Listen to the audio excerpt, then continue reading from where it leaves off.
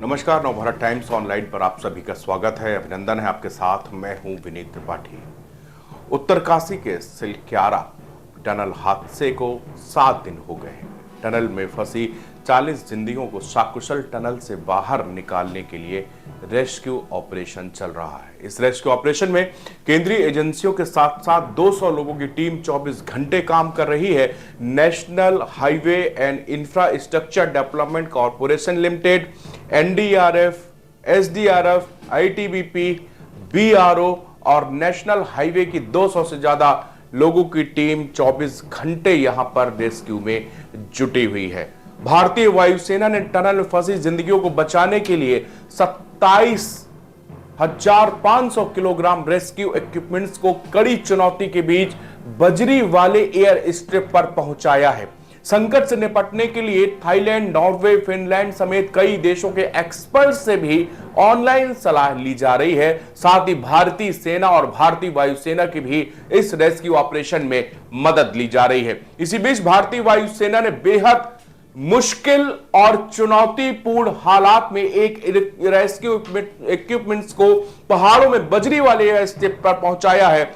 इस इक्विपमेंट्स की मदद से ड्रिलिंग करके जो मलबा वहां पर है उसको हटाया जाएगा ताकि मजदूरों को सुरक्षित बाहर निकालने का काम शुरू किया जा सके। आपको बता दूं, भारतीय वायुसेना के लिए यह ऑपरेशन बेहद मुश्किल भरा था।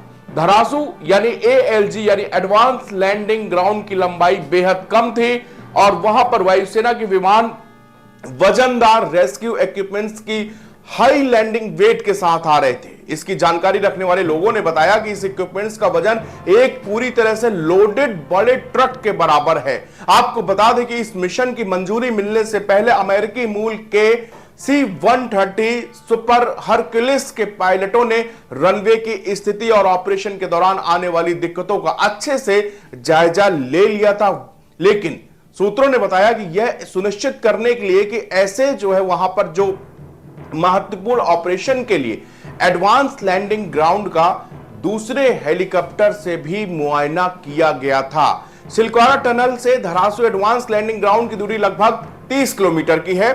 3600 फीट यानी कि 1.1 किलोमीटर की छोटी और सक्रिय एयर स्ट्रिप है, लेकिन यही एयरफोर्स के विमान के लिए सबसे नजदीकी में एडवांस लैंडिंग ग्राउंड था। वहीं धरासू एडवांस लैंडिंग ग्राउंड पर 2C-130 की लैंडिंग हो सकती है या नहीं, इसके लिए पहले इसका मुआयना किया गया। इसमें 2C-130 रेस्क्यू इक्विपमेंट्स की जांच के लिए आगरा और पालम के लिए उड़ान भरी थी।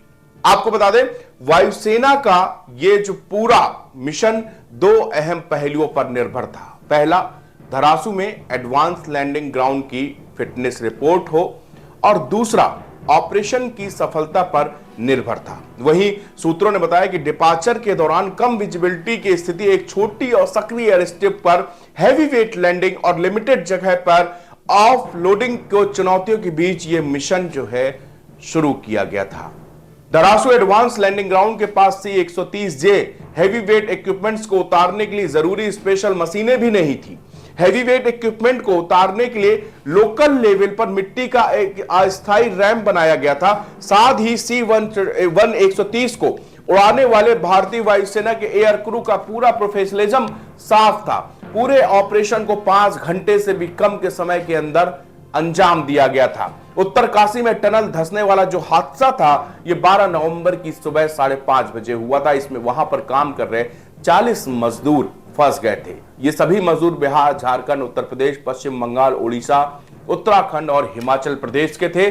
टनल में फंसे मजदूरों को निकालने के लिए थाईलैंड और नॉर्वे की स्पेशल रेस्क्यू टीमों की भी मदद ली जा रही है। वहीं टनल में फंसे हुए सभी मजदूर सुरक्षित हैं और उन्हें एयर कंप्रेस पाइप के जरिए ऑक्सीजन और दवाएं, खाना, पानी मुहैया कराया जा रहा है। रेस्क्यू ऑपरेशन में लगी ऑगर मशीन की बेरिंग खराब हो गई थी।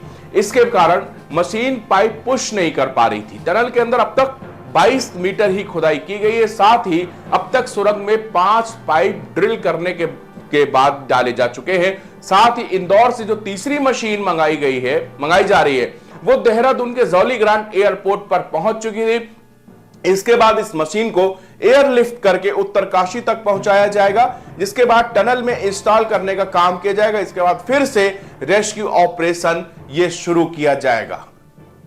7 दिन बीत चुके हैं, हमारे 40 मजदूर जो है आज भी उस टनल के अंदर फंसे हुए हैं। बाहर से भारतीय सेना के जवान लगातार उनका हौसला अफजाई कर रहे हैं, उनसे ये कह रहे हैं कि आप हिम्मत मत हारना, इस देश के 140 करोड़ की लोगों की दुआएं आपके साथ हैं, पूरी भारतीय सेना आपको बचाने के लिए लगी हुई है, तमाम जो एनडीआरएफ एसडीआरएफ की टीमें हैं वो लगी हुई हैं। और आज जो है हर एक जिंदगी, यहां पर 40 मजदूर वहां पर बीते 7 दिनों से वहां पर मौजूद है, वहां पर फंसे हुए हैं और उनको निकालने के लिए जद्दोजहद लगातार जारी है। और इसी बीच एयरफोर्स ने भी जब कमर कसी, एक बहुत बेहद चुनौतीपूर्ण यह ऑपरेशन था। यह सुनने में आसान लग सकता है, लेकिन जिन लोग जिसने भी ऑपरेशन किया, वो पायलट, वो क्रू मेंबर्स बहुत अहम था।